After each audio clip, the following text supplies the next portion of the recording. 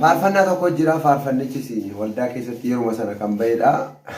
haala yeroo kondiishinii sana irratti hundaa'eeti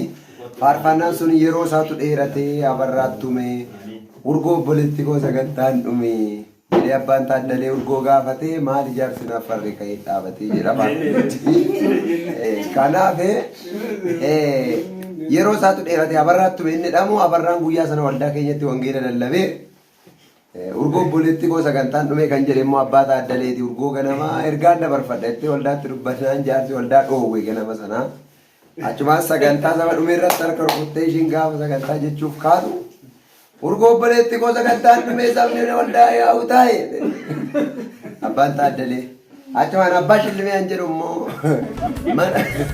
mana qabalee keessa hojjetaa hidhataadhaa qaamni baasii deema achumaanii Malam mana dubbattu waan waaqni itti dubbate maal ooltane saba waaqatti